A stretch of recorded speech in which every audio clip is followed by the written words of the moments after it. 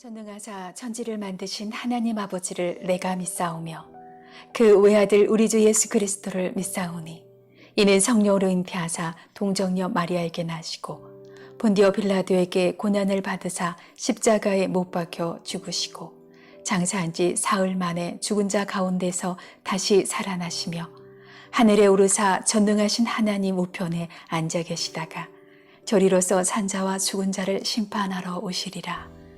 성령을 믿사오며 거룩한 공예와 성도가 서로 교통하는 것과 죄를 사하여 주시는 것과 몸이 다시 사는 것과 영원히 사는 것을 믿사옵나이다. 아멘. 주는 나를 기르시는 목자요, 나는 주님의 귀한 어린 양. 푸른 풀만 맑은 시냇 물가로 나를 인도하여 주신다. 주는 나의 좋은 목자, 나는 그의 어린 양. 저를 따라 꼴을 먹여주시니 내게 부족함 전혀 없어라.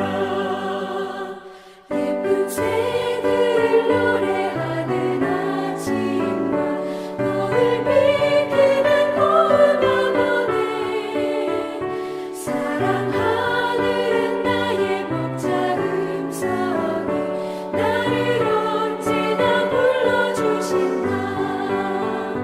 주는 나의 좋은 목자, 나는 그의 어린 양.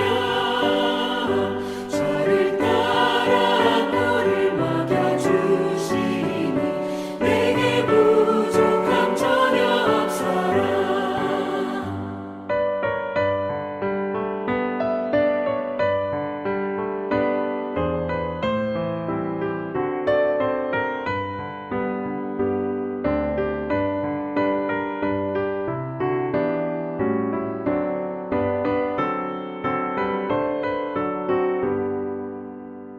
못된 짐승 나를 밟지 못하고 거친 비바람 참지 못하리. 나의 주님 가면 손을 펼치사 나를 주야로 지켜주신다. 주는 나의 좋은 목자, 나는 그의 어린 양. 저를 따라 꼴을 먹여주시니 내게 부족함 전혀 없어라.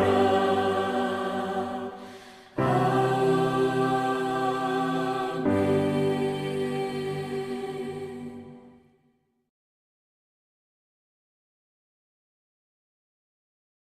제23편 다윗의 시.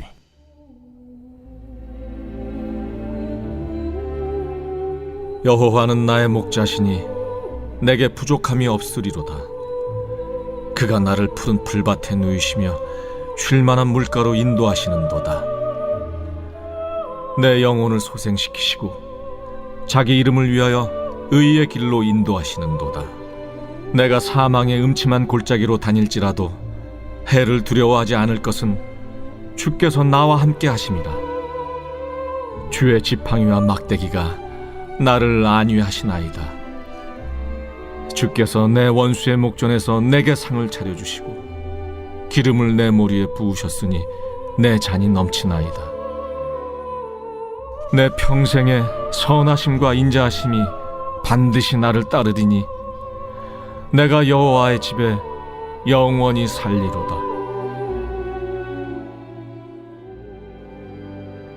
시편 23편은 오랜 세월 동안 그리스도인들에게 가장 많이 사랑을 받아온 시편으로서 우리에게 가장 익숙한 시편이죠. 시편의 진주라고 불리고 있습니다.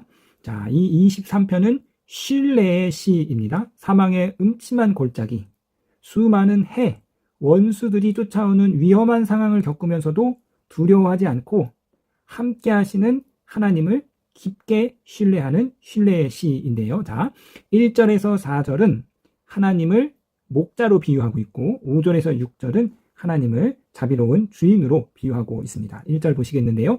여호와는 나의 목자시니 내게 부족함이 없으리로다.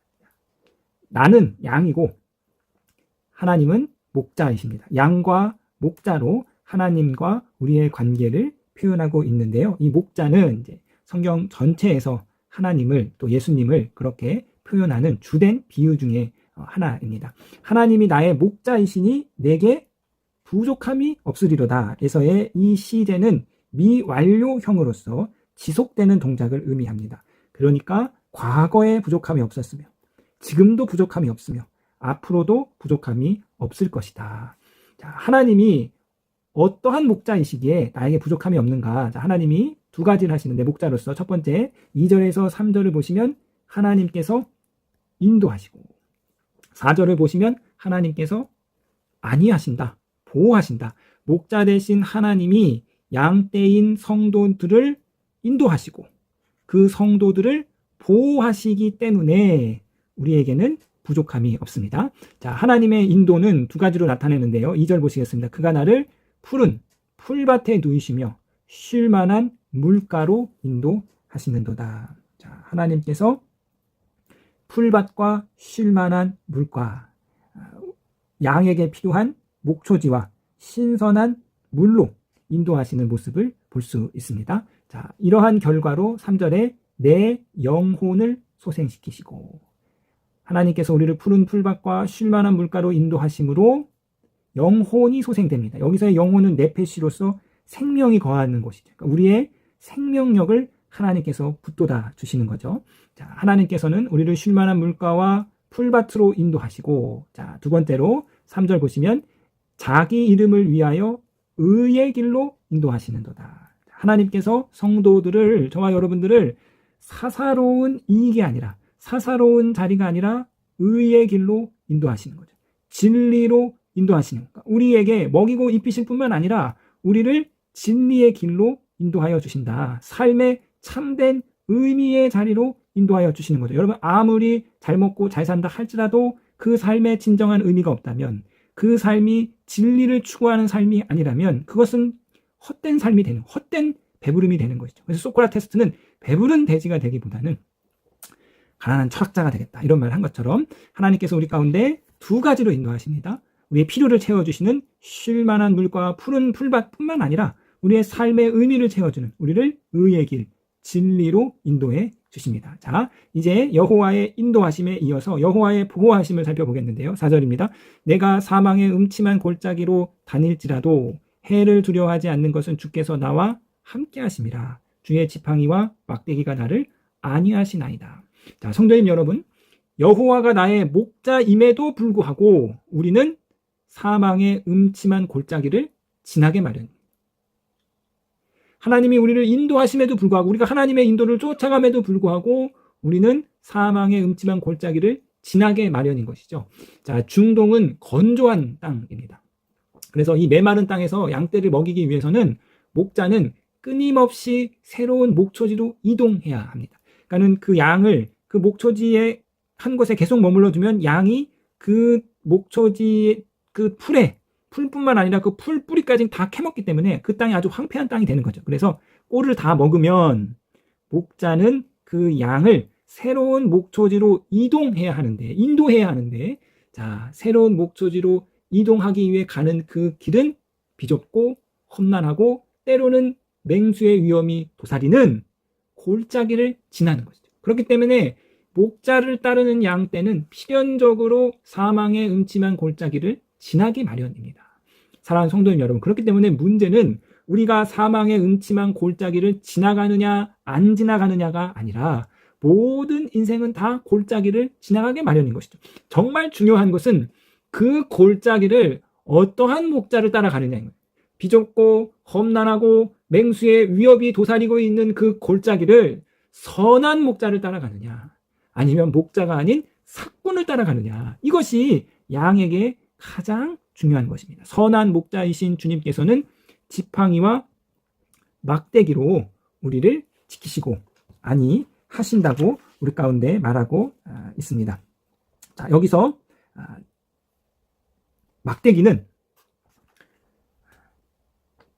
맹수들을 공격하는 무기이고, 지팡이는 이제 우리가 이제 그 예화 같은 데서 보는 거예요. 주님이 들고 있는, 양을 안고 한 손에 들고 있는 지팡이, 긴 지팡이의 끝이 이렇게 구부러진 지팡이죠. 그래서 그 지팡이로 덤불에 빠진 양을 이렇게 끌어올린다든지, 또 새길로 빠지는 양을 이렇게 안으로 이렇게 인도한다든지. 그래서 막대기는 공격하는 무기이고, 지팡이는 양떼를 인도하고 지키는 것입니다. 그래서 이 양은 목자의 손에 들린 막대기와 지팡이를 봄으로써 사망의 음침한 골짜기를 다닐지라도 해를 두려워하지 않는 것이지요.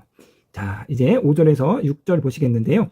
이제 하나님이 목자에서 주인의 비유로 전환이 되는데, 자, 5절 보겠습니다. 주께서 내 원수의 목전에서 내게 상을 내려주시고 기름을 내 머리에 부으셨으니 내 잔이 넘치나이다. 자, 자비로운 주인 되신 하나님께서 큰 환대를 베풀어 주십니다. 그래서 원수의 목전 앞에서 하나님의 백성을 귀한 손님으로, 머리에 기름을 부음으로써 아주 특별한 손님으로 그렇게 높여주는 것이죠. 자, 6절, 내 평생에 선하심과 인자하심이 반드시 나를 따르니 내가 여호와의 집에 영원히 살리로다. 목자와 같이, 양과 같이 목자를 그렇게 쭉 따르는 신앙생활을 하고 그 시간을 걸어오다 보니 어느 날 하나님께서 내 앞에 큰 상을 베풀어 주셨습니다. 원수 앞에서 내 머리에 기름을 부어주는 큰 잔치를 베풀어 주신 거예요. 그러면서 자신의 지난 삶을 시인이 돌아보니까 내 지난 평생의 삶에 하나님의 선하심과 그 목자 되신 하나님의 인자하심이 나를 따라왔구나, 나를 지켰구나. 그러면서 시인이 이제 고백하는 거예요. 내가 여호와의 집에 영원히 살리로다.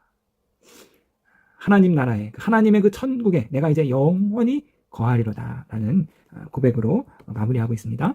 자, 이 시편 23편의 핵심 문구를 뽑으라면 4절이죠. 주께서 나와 함께 하심이라. 신뢰의 시인데 이 시인이 무엇을 고백하고 있는가? 주님이 나와 함께 하신다. 나와 함께 하시는 그 임마누엘의 하나님을 시인이 고백하고 있습니다.